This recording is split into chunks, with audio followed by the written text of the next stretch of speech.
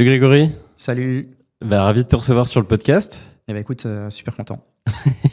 Donc écoute, on va parler de plein de sujets aujourd'hui, évidemment e-commerce, mais aussi beaucoup SEO et IA et aussi entrepreneuriat. Donc j'ai noté pas mal de petites questions. Peut-être avant d'attaquer, je te laisse te présenter en 2 mots. Ouais, bien sûr. Alors, je m'appelle Grégory Perrin, je suis cofondateur de Okara.com, qui est un e-commerce de montres et bijoux. On se dit pure player. En réalité, c'est pas tout à fait vrai parce qu'on a une boutique à Paris, rue de Rivoli, mais on fait 96% de notre chiffre d'affaires directement en ligne. Et on distribue donc des marques. Donc, on est vraiment un distributeur. On achète et on revend des marques de montres et des marques de bijoux. On fait que du neuf. T'as quoi comme montre là aujourd'hui par exemple? Ah, aujourd'hui, je ne l'ai pas prévu cette question-là. Aujourd'hui, c'est une Marchlab Bonzer. Donc, c'est une marque française. Ok. On va dire, pour simplifier, que l'intérieur de la montre est à 95% fait en France avec un mouvement franco-suisse. Donc, c'est une marque qu'on distribue depuis quelques années. On est très fiers. En plus, en ce moment, c'est les French Day, tu le sais. Tu vois, Ouais. donc ça tombe pile poil. On est très fiers d'avoir quelques maisons françaises comme ça qui cartonnent sur notre site. Trop bien. Bah ouais, franchement, les montres que vous proposez sont hyper quali, donc n'hésitez pas à les checker pendant que vous écoutez le podcast. Je te propose de commencer par un petit vrai-faux. Donc, premièrement, en SEO, la technique est plus importante que le contenu. Alors, c'est faux. C'est faux. Selon la volumétrie d'un site, c'est discutable. Mais globalement, il y a les fameux 3 piliers qu'on lit un peu partout là, sur LinkedIn, etc. Où la technique doit être aussi importante que les mots utilisés, que la partie textuelle, et que la popularité de ton site. Et en fait, s'il y en a un qui est défaillant, finalement, l'ensemble ne fonctionne pas terriblement. Ok. Plus il y a de pages sur un site, mieux c'est pour le référencement. Ça dépend des secteurs. Je dirais que c'est globalement vrai. C'est quand même plus facile de se référencer quand tu as un site qui a 1000, 2000, 3000 pages, si le job est bien fait, qu'un site qui a un seul produit et 3 pages. Tu vois, c'est plus facile. Après, attention, plus il y a de pages, plus il y a ce qu'on appelle de la cannibalisation entre les pages. Et ça peut être problématique. Donc là, la technique a intérêt à être bonne. Ok. Une fiche produit bien optimisée peut ranker plus haut qu'un article de blog. T'aurais pu m'envoyer les questions avant. En fait, c'est pas la même, ce qu'on appelle un peu intention de recherche. Tu vois, c'est-à-dire que quand on cherche de l'information, un article de blog va plus facilement remonter. Quand on cherche à acheter un produit, c'est plus la fiche produit. Encore une fois, il peut y avoir des contre-exemples, mais je dirais que c'est faux globalement. Ok. Le SIA cannibalise toujours le SEO. Et bien, écoute, pour avoir fait pas mal de tests et en faire encore beaucoup, je dirais que c'est vrai quand même, majoritairement, parce que pour un e-commerçant, les gens ont envie d'acheter, ils ont le clic facile sur les annonces payantes parce qu'ils se disent tiens, voilà. Après, tu récupères quand même du trafic en naturel. Tu vois, moi j'ai des positions où je suis premier en SEO et j'ai quand même de la pub dessus. En fait, les clics se répartissent. Si jamais j'enlève la pub, il y a des fois où je fais quand même un peu moins de trafic. D'accord. Alors, c'est difficile à mesurer, parce que Google, il s'adapte au comportement du visiteur, plus ton historique, plus la saisonnalité, plus les concurrents sur les ads. C'est pas exact. Ouais. Mais en tout cas, il faut jouer les deux, ça c'est sûr. Ok. Le SEO est plus rentable que le SIA sur le long terme. Ah oui, ça c'est... Ouais, j'en suis la preuve vivante. Ouais. Clairement, c'est plus rentable, mais tu peux difficilement te dispenser de SIA. Ça dépend des secteurs, mais bon. Fidéliser dans la joaillerie, c'est mission impossible. Alors, je pense que fidéliser, t'es bien placé pour le savoir, c'est un enjeu tout court. Ce qui est compliqué chez moi, c'est que la lifetime value d'un visiteur, elle est hyper longue. C'est-à-dire que tu changes pas de montre comme tu changes de chaussettes. Ouais. Et une fois que tu es fiancé, marié et que tu as baptisé tes enfants, tu vois, dans les événements importants et obligatoires de vie, il n'y en a pas tellement d'autres. Donc, tu vois, ça étale vraiment le réachat. Ouais. Et puis, je vends des produits quand même qui ont un certain... Enfin, je suis à mon panier moyen et de l'ordre en TTC 320 jusqu'à 400, quoi, on va simplifier. Donc, en ce moment, les gens ont un peu moins d'argent, donc... Voilà, fidéliser, c'est clairement un enjeu pour nous. C'est pas plus dur dans la joaillerie qu'ailleurs, je dirais. D'accord. Donc, je dirais faux. Ok. Le branding est secondaire quand on fait du e-commerce. Ah non, c'est pas vrai ça. Alors, quand on est distributeur comme moi, c'est discutable encore une fois parce que nous, on s'appuie sur finalement le branding de chacune des marques qu'on distribue. Mais le branding, la plateforme de marque reste quand même important pour un distributeur. Donc non, c'est hyper faux. En joaillerie, le nom de la marque compte plus que le produit. Alors, quand tu es vraiment en joaillerie, oui, c'est vrai, il y a des gens qui vont aller chez Dean Van parce que c'est Dean Van, Cartier parce que c'est Cartier. Alors que Dean Van, ils font des très jolis bracelets qui coûtent 5 fois moins cher que si tu les trouvais ailleurs. Et c'est exactement mécaniquement, matériellement la même chose, sauf que tu payes l'association sociale vois, à la marque. Donc, clairement, là, c'est vrai. Intéressant. Le design d'un site e-commerce influe directement sur le positionnement perçu. Ouais, je pense que ça fait partie d'un tout, mais c'est vrai. Ouais, c'est vrai. Une marque ne peut pas être à la fois accessible et haut de gamme. C'est compliqué, ouais. Effectivement. Alors, encore une fois, quand tu es distributeur, c'est un petit peu différent parce que les marques, elles ont un échantillon de prix et puis tu références plusieurs marques, etc. Mais tu dois avoir un positionnement. Et je pense que quand tu es distributeur, il ne faut pas forcément toujours avoir un positionnement qui est pris justement pour finalement essayer de te rapprocher le plus possible du panier moyen que tu veux acquérir. Quoi. Ouais. Donc, c'est pas... c'est un problème. Ok. Les codes promo dévalorisent la marque. Je pense que c'est hyper discutable. Je dirais que c'est faux. Je trouve pas ça dévalorisant. Encore une fois, si tu en as 50 qui tournent en même temps, que tu passes par les sites de couponing, etc., ouais, c'est pas hyper fou parce que les gens prendront le réflexe d'aller chercher est-ce qu'il y a un code promo. Déjà, ils le font naturellement, mais si en plus ça fuite. Voilà. C'est pour ça que nous, on en fait très peu sur nos OP. Mais on ne fait pas de couponing, on ne fait pas d'affiliation via code promo, parce que c'est vrai que ça a une image qui est quand même pas folle. Ouais, carrément. Trop bien. Alors maintenant, je te propose qu'on fasse un petit focus du coup sur ton parcours perso. Donc, tu n'es pas à ton coup d'essai dans l'e-commerce. C'était quoi un petit peu les grandes étapes de ton parcours aujourd'hui ? C'est la partie ma vie, mon œuvre. Oui, c'est ça. Alors moi, j'étais pas du tout destiné à faire je vais faire court sur cette partie-là, mais j'étais pas destiné du tout à faire du e-commerce. Okay. Moi, j'étais pas un très très bon élève. J'aimais beaucoup faire rire en classe, pas mes profs, mais donc pas très bon élève. Et comme ma mère voulait pas me laisser devenir n'importe quoi, elle a fait le nécessaire pour que je fasse des études avec mon faible niveau scolaire. Elle m'a fait rentrer dans un BEP, CAP d'optique lunetterie. Donc en fait, je suis opticien moi à la base. Okay. Et puis de ce CAP, j'ai fait un bac pro, puis de bac pro, j'ai fait un BTS, plutôt dans la voie informatique. Et c'est là que j'ai commencé à faire une alternance chez Gros Bill Micro. Et donc je suis rentré en tant que vendeur, et puis j'ai très vite évolué sur la partie web. Et donc ma première expérience web et e-commerce, elle se fait chez Gros Bill Micro. Donc, je fais du web marketing à l'époque, fiches produits, bannières, les newsletters, etc. Et c'est vraiment depuis ce jour-là jusqu'à notre conversation d'aujourd'hui, puis j'imagine que c'est pas fini, je n'ai fait que du e-commerce. Et ce qui est assez drôle, que quasiment chez des distributeurs et que chez des quasiment pure players. Tu vois, donc j'ai un ADN très web et uniquement e-commerce. Et donc Gros Bill.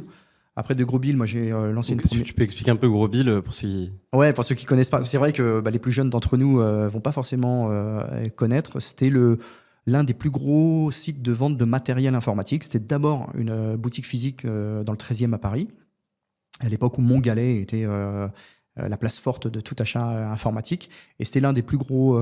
il y avait lui, il y avait Gros Bill, il y avait LDLC... il y avait Matériel.net, donc il y avait très peu de sites en ligne et c'était l'un des plus gros revendeurs informatiques, donc distributeurs. Voilà. Et j'ai fait toute la partie web marketing jusqu'à en partir pour monter ma boîte. Une première expérience où j'accompagnais plutôt des marques à communiquer sur les sites e-commerce. Et puis après, j'ai été un petit peu dans le milieu du jeu en ligne chez Partouche. Là, j'ai rencontré Laurent Tapie, le fils de Bernard Tapie.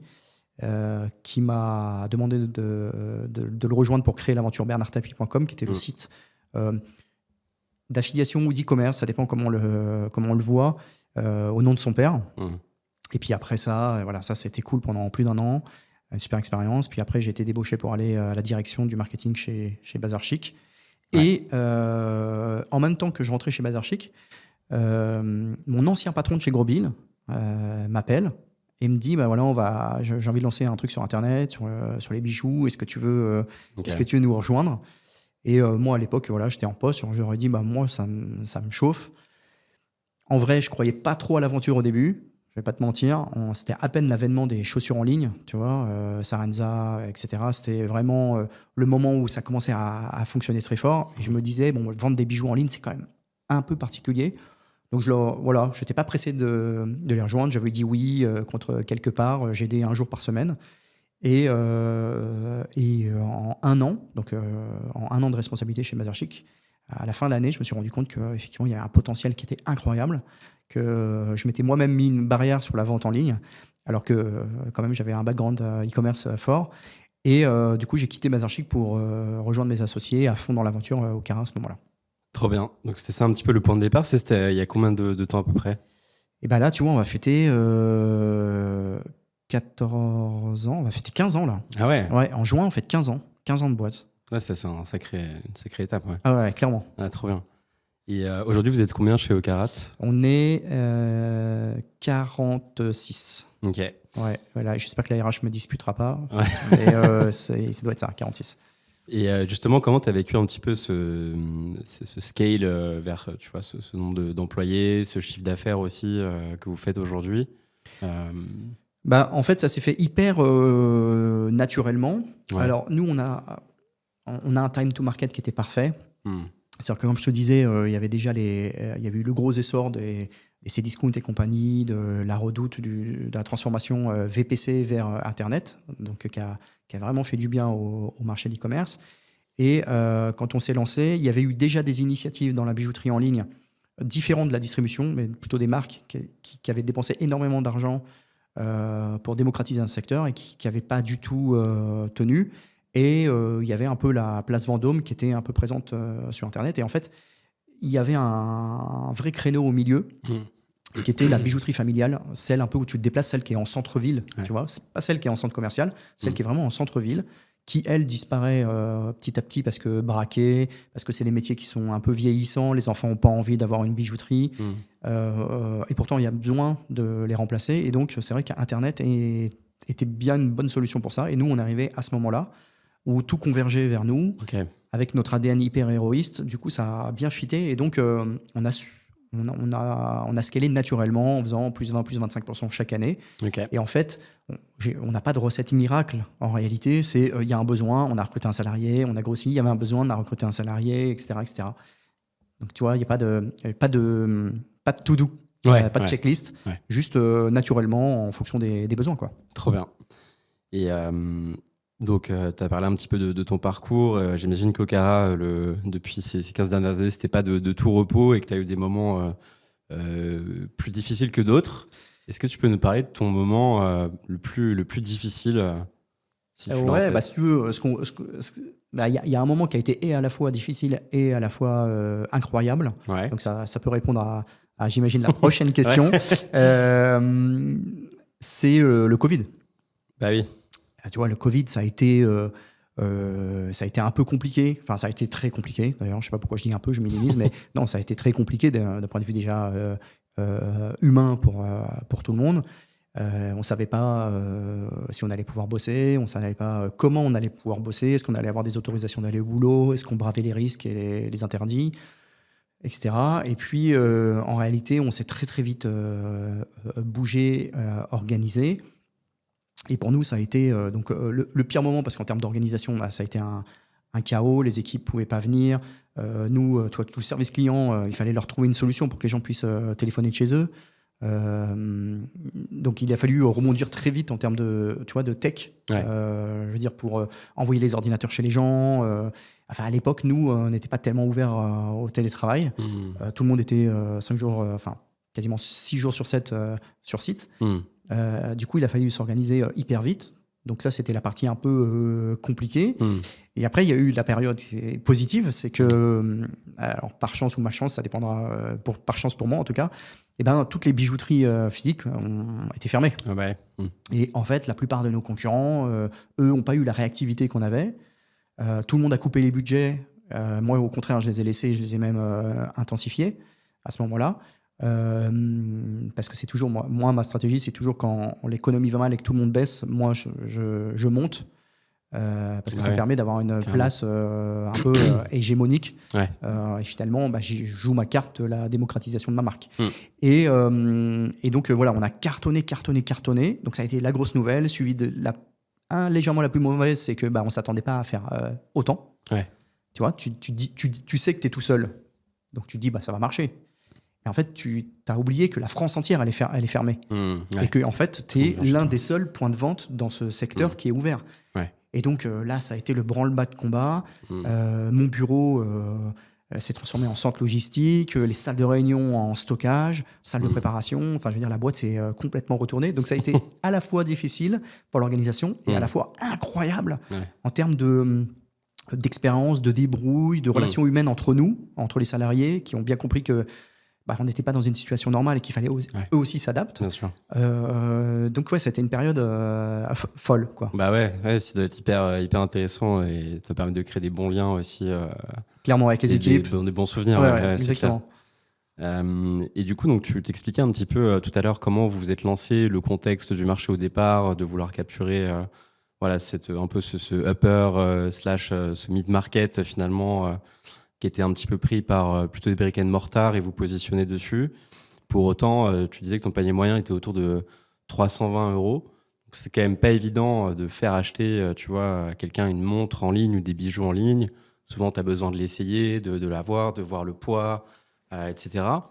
Donc, toi, comment vous avez fait en fait pour, tu vois, réussir à créer de la confiance en fait sur ces produits-là en tant que nouvel arrivant? Comment ça s'est passé un petit peu au fil du temps aussi? Nous, on a très très vite compris qu'il fallait miser sur un service client qui était incroyable. Okay. Et pendant les 8 premières années, c'est ça, 8 ans, c'est tous les associés qui répondaient au téléphone, ainsi qu'une bonne partie des salariés. C'est-à-dire que Jérôme, si jamais tu regardes ce podcast, encore merci, mais c'est notre DSI, tu vois, il développait Okara, il faisait des nouvelles fonctions tous les jours, et en même temps, une partie de son temps, c'était de répondre au téléphone. Et je pense que ça, c'était... Il y a que nous qui pouvons mieux vendre nos produits parce que c'est nous qui les achetons, on sait ce qu'on achète, on sait chez qui, on connaît les délais. Et en fait, quand on a répondu pendant 8 ans, c'était aussi pour créer la conversation avec les clients, aller chercher des avis tu vois, sur le site. À l'époque, il y avait très peu de plateformes d'avis. D'ailleurs, à cette époque-là, la toute première qu'on a utilisée, d'ailleurs qui est toujours une solution, on est plutôt fidèles, nous, sur les partenaires, c'est Ecomi. Okay. Aujourd'hui, je pense que ça parle à plus personne, parce que tout le monde connaît Avis Vérifié, Trustpilot et compagnie. Je ne sais pas si on a le droit de citer les marques. C'était une petite commission. Pour moi. Tu vois, on capitalisait vachement là-dessus, parce qu'on savait qu'on était inconnus, que c'était un milieu... c'était pas non plus une paire de baskets à 70 balles, qu'on ne pouvait pas faire essayer. Donc, il fallait que les photos soient sympas. Il fallait que la description, ça a été aussi un truc très important chez nous. Toi, en e-commerce, généralement, tu as 4 lignes. Nous, c'est des pavés qui expliquent bien tout le produit. Et puis voilà, je pense que c'est ça qui a permis de faire le job. On ne peut pas faire des choses qui sortent de l'ordinaire parce qu'en tant que distributeur, tu es soumis à des obligations de prix de vente, de prix d'achat. Tu as une marge qui n'est pas celle d'une marque. Donc tu peux pas faire de la VR, tu peux pas faire tu vois, à l'époque on parlait pas de vidéo, c'était impossible, tu mettais une vidéo sur internet, le site il plantait quoi. Donc ça a bien évolué, mais ce service client de qualité et avis client et affiliation, on a fait très vite de l'affiliation pour que finalement les gens qui étaient un peu connus dans notre secteur parlent de nous, et ça crée pas mal de crédibilité autour d'Okara. Ok, trop intéressant. Et c'est vrai que récupérer le feedback directement en tant que fondateur au début, franchement, il n'y a rien de mieux. Je trouve hyper important de le faire pour tout type de business d'ailleurs. Et puis, c'est vrai que tu laisses toi, tes équipes fabriquer les process parce que c'est leur job, c'est leur boulot, etc.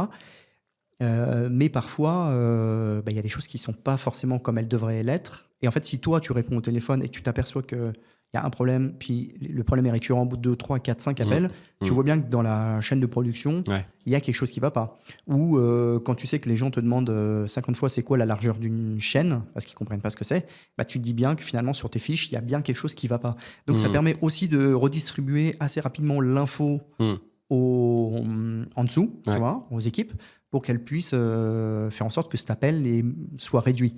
Alors que c'est vrai que quand tu passes par un call center ou quand tu as une vraie équipe dédiée au service client, eh ben, c'est à toi de maintenir cette relation entre le service client et les équipes, ce qui n'est pas naturellement facile, parce que le service client, ce qu'il a envie, c'est de satisfaire le client, mais il va lui répondre, il est pris dans une boucle de temps et des choses à faire. Alors que c'est vrai que quand toi, tu as cette hauteur, bah, ça te permet d'avoir des actions plus rapides. Ouais, c'est clair, c'est clair. Et donc, tu parlais un petit peu du parcours d'achat. Est-ce qu'aujourd'hui, je ne sais pas si tu as cette info, j'imagine que oui, combien de temps met un de tes acheteurs en moyenne à acheter un produit, genre à partir du moment où il a visité ton site pour la première fois ou a visité une fiche produit en particulier, jusqu'au moment où il va l'acheter? Alors aujourd'hui, avant, j'aurais pu te répondre assez facilement. On était dans l'ordre d'une vingtaine de jours. D'accord. Tu vois, ça, c'était vraiment les premières années d'Okara.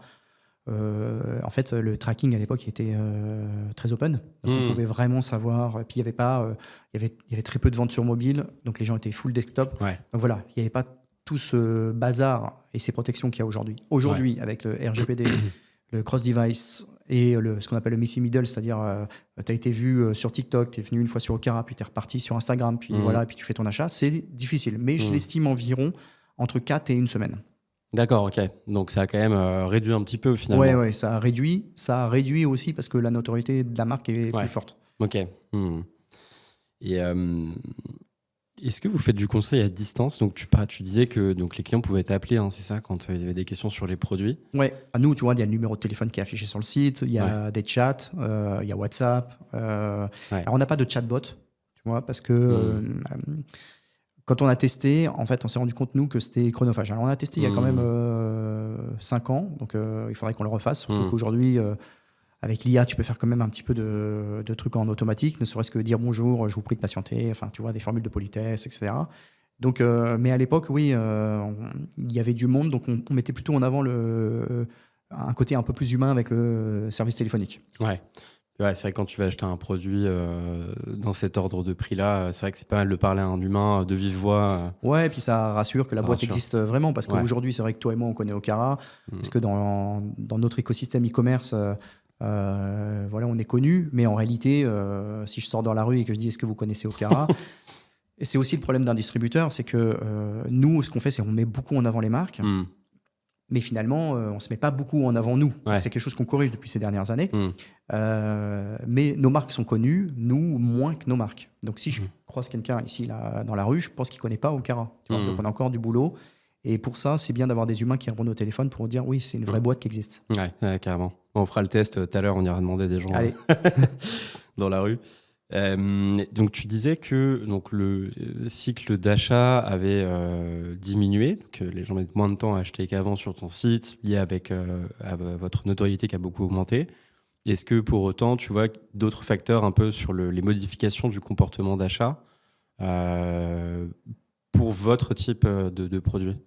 Alors on voit des modifications qui ne sont pas très positives et qui sont plutôt liées... En fait, ce qu'il faut comprendre, c'est que nous, on est l'achat plaisir. Il y a une part d'obligation. C'est-à-dire que quand tu te maries, voilà, tu mets des alliances.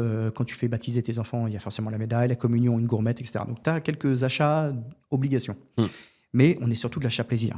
C'est-à-dire que tu fais plaisir, tu achètes une montre. En réalité, tu as l'heure sur ton téléphone. Hein. Donc, tu n'as pas besoin de montre. Mais c'est un petit plaisir, c'est un côté masculin pour les montres. C'est le seul bijou qu'on peut avoir, enfin l'un des seuls bijoux qu'on peut avoir. Les femmes ont aussi envie de changer de bijoux, mais c'est vachement lié au climat social. C'est-à-dire que quand en ce moment on est en train de dire que on va aller partir en guerre, on va prendre l'argent des gens sur leur compte, etc., tu sens tout de suite que l'achat plaisir, il s'espace dans le temps. Donc la fameuse lifetime value, elle est beaucoup plus espacée, elle est beaucoup plus longue. Les achats qui pouvaient être, j'en sais rien, avant, on pouvait imaginer quelqu'un pouvait commander 3 montres par an. Aujourd'hui, il va attendre son anniversaire et peut-être Noël. Et j'espère pas, mais si ça continue comme ça, l'année prochaine, il attendra peut-être que Noël, etc. etc. Donc, on est vraiment lié à ce qui se passe je n'allais pas dire dans le monde, parce que voilà, mais en tout cas dans notre climat, dans notre pays. Tu vois, quand tout va bien, on vend plus. Et on sent quand les gens font attention, quand ils épargnent, quoi. Ouais, c'est vrai, c'est logique, c'est un bon proxy au final. Ouais, je suis quasiment un signal faible. Ouais. Tu vois. Ouais, c'est hyper intéressant. Et est-ce qu'il y a des gens qui achètent pour investir? Alors, ma typologie de produit n'est pas sujet à investissement. D'accord. Je ne vends pas ce qu'on appelle les marques A, qui sont les marques Rolex, Jaeger, etc. Et encore, même parmi toutes les marques comme ça, elles cotent pas toutes. Donc, chez moi, non, c'est des passionnés plutôt. D'accord. Sur la partie bijoux, bon, c'est des femmes qui ont envie de se faire plaisir.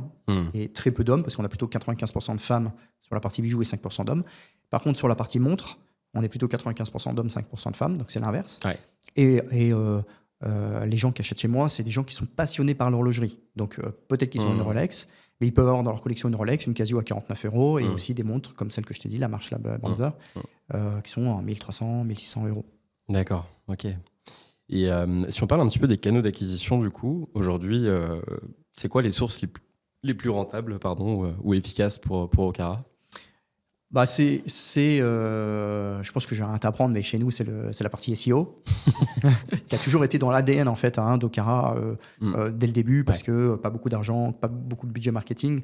Donc il fallait trouver des moyens malins, et le SEO, c'est un moyen malin de faire l'acquisition gratuite. Non, ça coûte, les outils, les textes, etc. Ouais. Mais ça reste aujourd'hui, pour moi, la partie la plus rentable.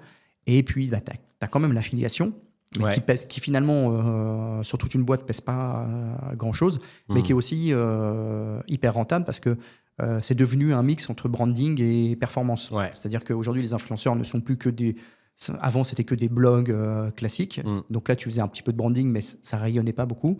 Maintenant, avec les réseaux sociaux, bah, ça donne une envergure différente à la marque, à nos produits. Et puis, les influenceurs, on les rémunère lorsqu'ils font des transactions. Et il y en a qui gagnent très bien leur vie. Et ça reste hyper rentable. Ça reste rentable, quand même. C'est moins rentable que le SEO, mais ça reste rentable. Hyper intéressant. Et est-ce que tu passes par une solution en particulier pour l'affiliation aujourd'hui ? Ouais, alors il y a plein de plateformes qui existent. Nous, on utilise une solution technique. C'est-à-dire qu'on n'utilise pas les ressources humaines d'avoir un gestionnaire de compte. C'est-à-dire que nous, on a beaucoup les affiliés qui viennent directement nous voir parce qu'ils nous connaissent. Et nous, on en repère aussi un petit peu. Qu'on va voir, qu'on va draguer, mais donc on fait ce job nous-mêmes. Et la solution technique, on passe par Affiliae, qui avait deux gros avantages. Son coût. C'est vrai que je suis connu dans le milieu pour être très héroïste. Et cette fois-ci, j'ai pas dit pince. Et parce que mes équipes après qui regardent les podcasts, ils me disent non, mais dis pas pince. À chaque fois, c'est pas top pour la boîte et tout. Donc, j'ai pas dit pince. J'ai dit très héroïste. Et surtout, qui fabrique des liens qui sont SEO friendly, contrairement aux autres solutions qui utilisent des liens de redirection et qui t'apportent rien au point de vue SEO. Là, les liens que font Affiliae sont compliant. Donc ça, c'est cool. J'y gagne aussi un petit peu côté SEO. Ouais, intéressant. Et t'en as combien aujourd'hui des affiliés à peu près ? J'en ai une vingtaine. Une vingtaine, ok. Ouais, et c'est principalement dans la partie horlogerie. C'est très dur. C'est très dur d'avoir des influenceurs femmes. Déjà, les coûts, c'est pas les mêmes. L'affiliation, c'est pas quelque chose de... En fait, les femmes dans le milieu, elles sont sursollicitées. Tu vois, par le skincare, par les habits, les shoes, le voyage, partout. Donc, les bijoux, bien sûr, ça leur plaît, mais elles ont des propositions qui sont folles. Et donc, nous, on peut difficilement rivaliser de ce côté-là. Et puis, elles sont souvent sollicitées par des marques en direct, et pas par des distributeurs. Alors que nous, les influenceurs sont hyper connus sur l'horlogerie, sont hyper contents de venir chez nous parce qu'ils peuvent tester une Casio, comme ils peuvent tester une Nevada, comme ils peuvent tester une Michel Rolin. Le panorama, pour eux qui est un passionné, c'est hyper cool. Alors que sur la partie plus féminine, tu as moins cet attrait au produit. Et donc, comme les marques ont plus de marge, elles ont aussi des REM qui sont beaucoup plus élevés, donc c'est plus intéressant pour une femme. Enfin, c'est moins intéressant plutôt pour une femme de bosser sur Okara. Ok, très clair. Et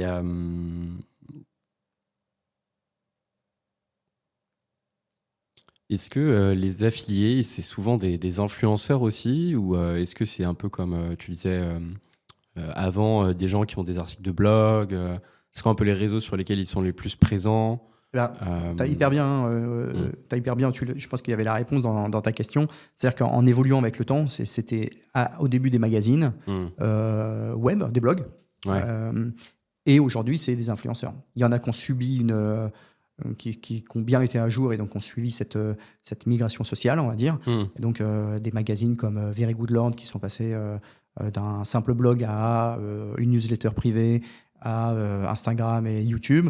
Et puis, t'en as d'autres qui ont moins suivi le pas. Par exemple, on collabore, il marche très très bien, monsieurmontre.com, qui, lui, est resté magazine web traditionnel, blog traditionnel, et qui a un gros trafic, etc. Donc, c'est bien pour nous. Mais aujourd'hui, c'est vrai qu'on a plus souvent des Instagrammeurs ou YouTubeurs que des gens qui ouvrent des blogs. C'est un peu old school, les blogs. Est-ce que GMK est influenceur pas chez nous, il aime trop Rolex. Il aime trop Rolex. Ouais, mais si tu en regardes, t'es le bienvenu. On lui enverra la vidéo. Donc le SEO, c'est un peu ton dada, donc j'aimerais bien qu'on en parle un petit peu. Comment tu gères aujourd'hui les enjeux techniques SEO sur un site qui est aussi riche qu'Okara, avec toutes les marques que vous revendez C'est quoi un petit peu ces challenges-là? Alors nous, on a un gros avantage sur la technique, c'est qu'on a on va pas rentrer dans la guerre des CMS e-commerce, mais nous on est sur PrestaShop. Et l'un des gros avantages, c'est que structurellement, tu peux faire vraiment ce que tu veux, tu peux customiser à 100%, et ce qui permet aussi de faire des tests. Et donc on fait beaucoup de tests, beaucoup qui payent pas, beaucoup qui payent aussi. Mais sur la partie technique, ça nous permet de vérifier ce qu'on fait, quand on le fait, de le faire que sur un univers, et puis de généraliser au site quand on voit que ça marche sur un univers. Parce que toute la difficulté dans le SEO, c'est ce que je disais tout à l'heure, c'est qu'aujourd'hui, Google s'adapte aux visiteurs, il y a des mises à jour. Quand tu as des liens, ça change la donne. Quand tu achètes du trafic, ça change la donne. Un univers chez moi ne se comporte pas forcément de la même façon pour Google qu'un autre univers chez moi. Donc, faire des tests, c'est compliqué. Donc, c'est pour ça qu'on a la chance d'avoir ce CMS libre qui nous permet d'isoler des fois des parties de sites, faire nos tests dessus et généraliser après. Ce qu'on ne pourrait pas forcément faire avec des solutions propriétaires, parce que tu fais une règle, c'est pour tout le site, etc. Ouais, ok, intéressant. Et puis on se forme aussi. Sur la technique, on a 30 000 produits, on doit avoir 1500 catégories, plus tous les CMS. Allez, on va dire qu'on a 50 000 à 60 000 pages indexées. Ça reste aux yeux des monstres du e-commerce un petit site, tu vois. Donc on regarde aussi ce que font les plus gros. Et puis on se forme aussi, tu vois. Nous on fait beaucoup de R&D, mais on suit des formations à droite à gauche. On prend des one-to-one aussi avec certains experts qui ont accès à des sites qui sont bien plus gros et qui voient des choses qui nous permettent de rester dans la course, quoi. Ok, trop intéressant. Et je recevais Camille de Nosto la semaine dernière sur le podcast. Et on parlait pas mal forcément d'IA, vu que c'est un petit peu leur positionnement avec Nosto sur la partie personnalisation. Et donc, un des types d'IA qu'on connaît un petit peu tous maintenant avec ChatGPT, c'est l'IA générative. C'est quoi, vous, un petit peu votre rapport à ce type d'IA pour produire du contenu SEO? Alors moi, j'ai longtemps été contre l'utilisation. Faut dire que la qualité a beaucoup évolué, mais on s'est jamais jeté dessus. Déjà, on a fait beaucoup de tests et on a vu que, pour nous, en tout cas, dans la façon dont on le faisait, il y avait des problèmes de ranking. En fait, ce qu'il faut comprendre, c'est que ces LLM allons chercher principalement des sources d'entraînement sur des contenus qui sont existants. Finalement, si tu produis un texte, ça va être un texte qui est basé sur des contenus qui sont existants. Et il y a autre chose, c'est que le but de ChatGPT ou des LLM, c'est de plaire au plus grand nombre. Et donc, c'est d'avoir un langage et des réponses qui sont moyennes. Tu vois, il faut que ça plaise à tout le monde. C'est vraiment le but, c'est la récompense pour ChatGPT. C'est comme ça que ça fonctionne. C'est quand on est content, on met un petit pouce, on l'entraîne, enfin on lui donne une carotte. Donc il faut que la réponse plaise le plus possible. Et une réponse qui est moyenne, basée sur des contenus qui sont déjà en ligne, ça donnait pas quelque chose qui permettait de ranker. Aujourd'hui, ce qui marche, c'est de générer des contenus, mais de lui apporter des choses que les autres n'ont pas, ou de l'enrichir avec tes propres bases de données, tes propres questions de clients, etc. Donc ça fonctionne. Ça répond pas à ta question qui était est-ce qu'on l'utilise ou pas. Et en fait, aujourd'hui, moi, j'ai des personnes en interne qui sont des passionnés.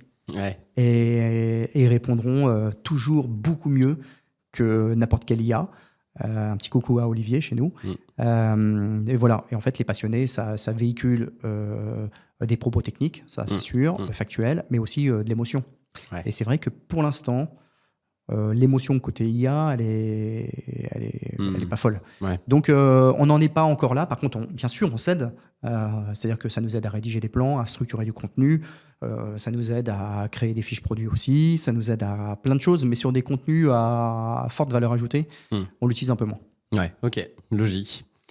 C'est vrai que c'est intéressant ce que tu évoquais sur la partie récompense du modèle finalement mathématique de l'IA, surtout avec les dernières mises à jour qu'on voit aujourd'hui, où tu as des screenshots sur Twitter de personnes qui disent je suis Dieu, etc. Et t'as l'IA qui dit mais oui, évidemment, bien sûr, Grégory, c'est vous l'élu et tout ce que tu veux. Donc c'est vrai que ça peut vite partir en fait en fonction de comment c'est un peu paramétré aussi de leur côté vers quelque chose de moins authentique finalement. Ouais, c'est ça. Donc, et c'est un contenu que tu peux retrouver généralement. Si tu fais toi ta demande de manière assez basique et que ton voisin fait la demande de manière assez basique, vous allez avoir un contenu qui est vraiment très très proche l'un de l'autre. Ouais. Et moi je trouve que ça, voilà, c'est pas pertinent. Il faut y ajouter sa patte, quoi. Et ça, il n'y a qu'un humain qui peut réellement le faire. Enfin, un humain, un bon rédacteur ou un passionné. Ouais, carrément. Et aujourd'hui, tu as du trafic qui vient de ChatGPT ? Alors, c'est marrant parce qu'on enregistrait hier avec Laurent, que tu connais bien, du panier, à qui on passe le bonjour aussi au passage. Et on parlait de justement toute cette partie-là. Et je disais que moi, j'ai installé un petit... alors, tu peux vérifier si tu as du trafic qui arrive donc avec Google Analytics. Ouais. Alors, nous, on utilise Google Analytics au Plausible. Et en parallèle, on a couplé avec un autre outil qui s'appelle Peripple, qui, lui, vérifie le crawl. Donc, c'est le passage du bot. Et Google Analytics, il nous donne la vraie visite. D'accord. Donc, ça nous permet de faire une corrélation. Je vais dire corrélation, c'est très mal vu scientifiquement parce qu'en fait, il n'y a pas tellement de lien, mais ça nous permet de voir est-ce que les LLM passent bien chez nous, enregistrer des informations, et est-ce que ça génère bien des visiteurs côté Google Analytics. Aujourd'hui, on en fait beaucoup, beaucoup de bruit, mais en réalité, c'est 1% quoi, chez moi. D'accord, ok. Par contre, est-ce qu'il faut le surveiller ? Oui, clairement. Ouais. On a mis la main dans quelque chose. Google, ça a mis des années à ce que ça passe de 1% à 40% chez moi. C'est sûr que les LLM vont envoyer plus de trafic. Ouais. Par contre, est-ce que c'est la révolution que tout le monde attend et tout le monde parle ?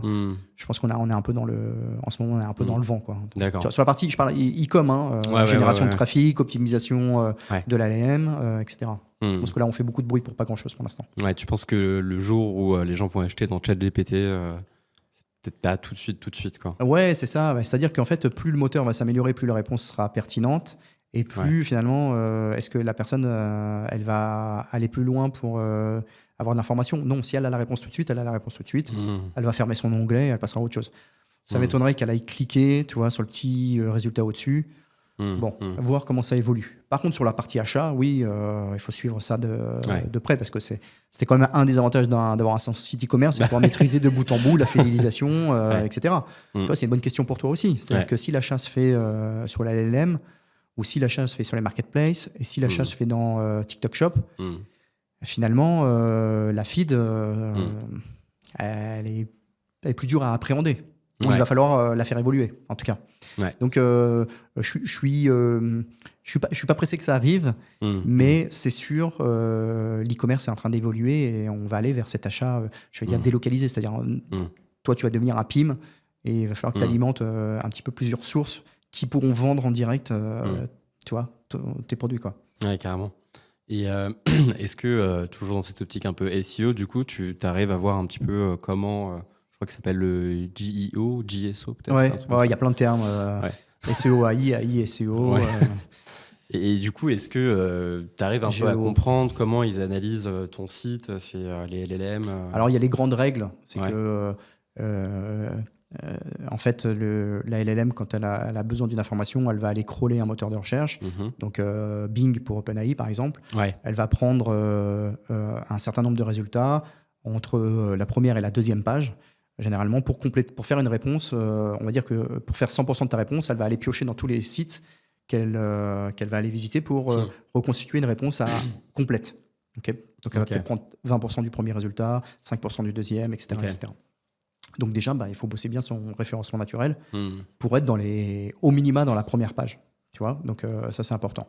Et puis, finalement, il y a, vu que ça se nourrit de contenu qu'elle trouve sur le web, si on dit que la meilleure bijouterie, c'est Okara, plus souvent qu'on dit que ça, c'est mes concurrents, plus quand tu vas chercher quelle est la meilleure bijouterie en ligne, c'est Okara qui remontera. Ouais. Donc, il y a une notion de popularité qui est, contrairement au SEO, en SEO, la popularité, c'est des liens. Tu vois, c'est le nombre de liens qui pointent vers chez toi. Ouais. Là, la popularité, elle va se traduire par un nombre de citations de ta marque. Donc, ça veut dire qu'il faut aussi réfléchir son contenu.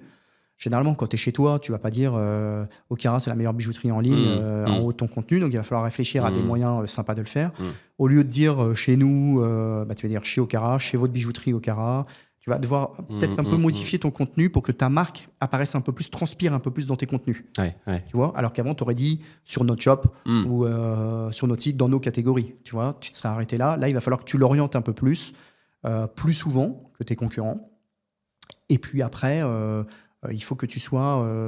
en fait, elle lit pas, la LLM, elle lit pas le contenu comme Google. Google, elle a besoin de contenus qui sont plutôt longs, hyper complets, etc. Ouais.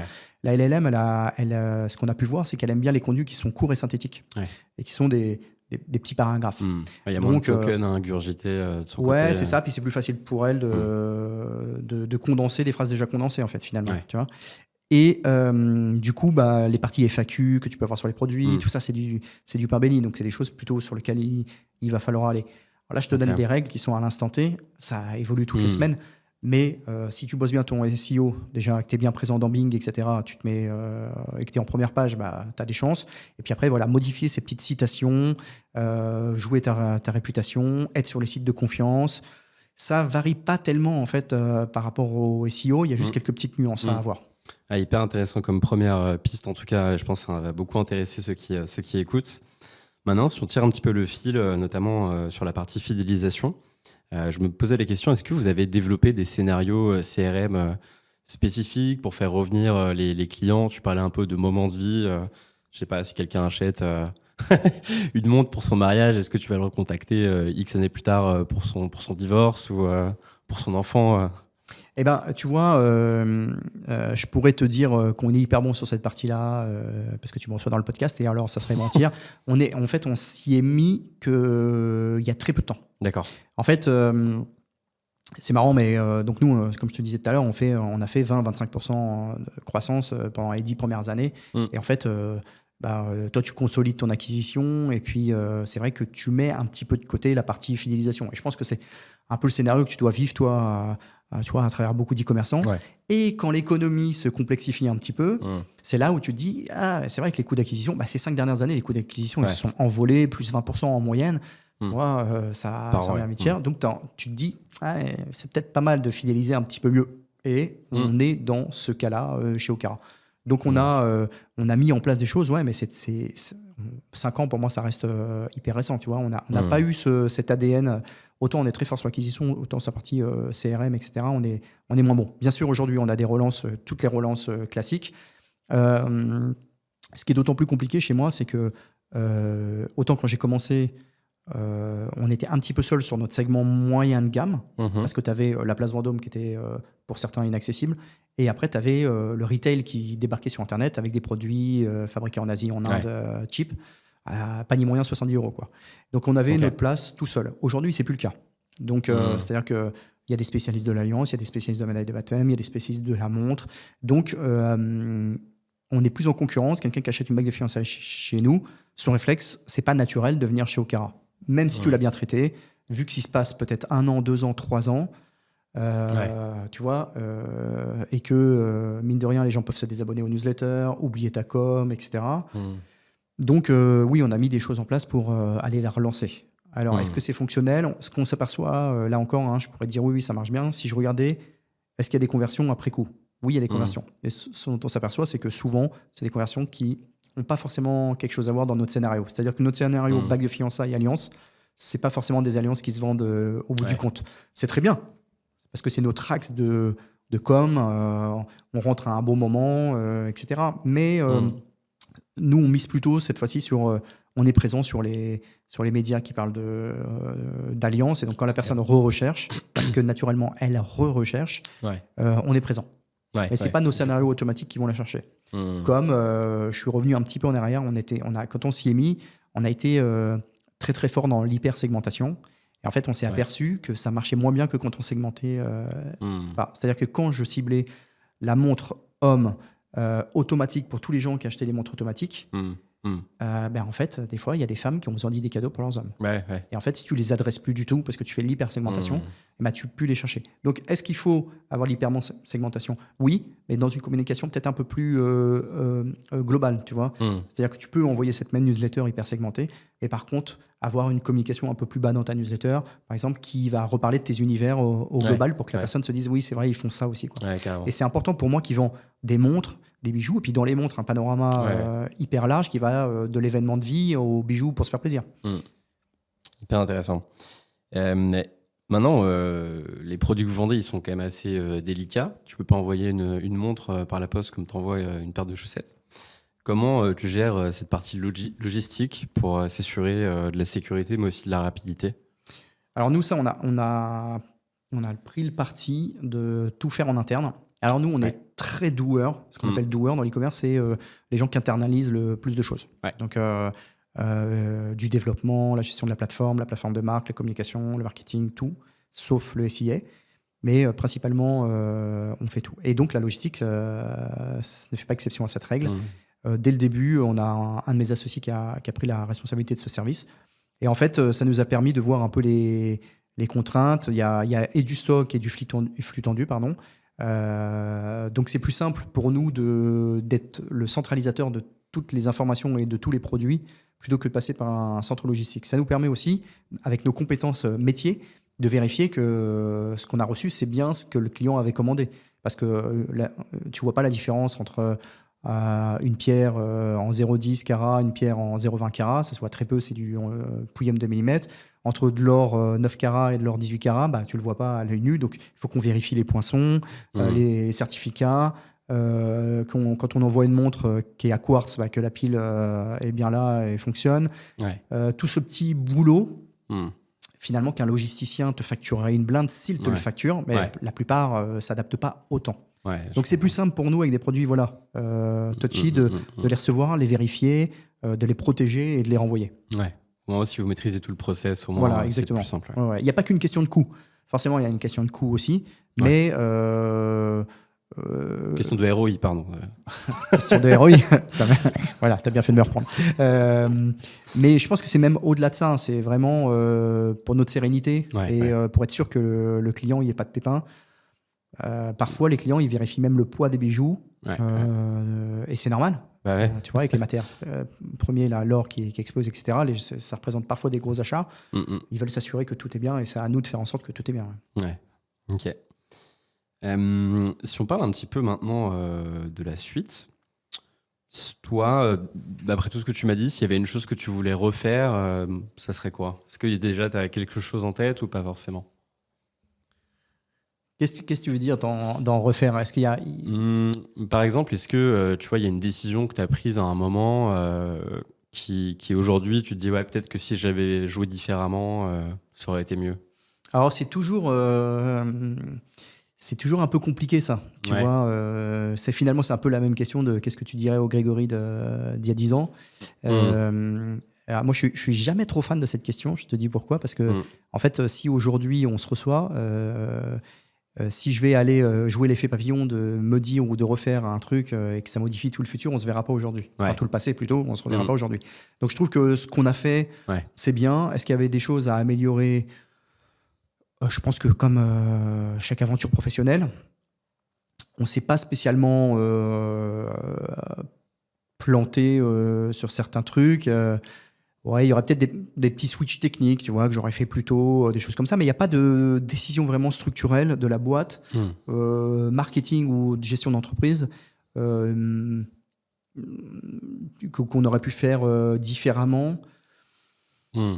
Non, ouais, j'ai pas de. Tu vois, je saurais pas répondre à cette question. Ouais, je suis un peu comme toi. Tu vois, je me dis toujours, les erreurs que tu as pu faire au final, je suis content de les avoir fait parce que ça m'a évité derrière, tu vois, plein de problèmes de les avoir fait à l'époque plutôt que maintenant, par exemple. Donc, Il y a des situations qui ont été plus difficiles que d'autres. On a eu, nous, au tout début d'Okara, on a eu un petit passage à vide où on a dû se séparer d'employés. Tu vois, ça, c'était un truc. Si je devais dire, bah, j'aimerais ne pas le faire. Mais en réalité, si je le faisais pas, est-ce qu'Okara en serait là aujourd'hui? On serait peut-être mort.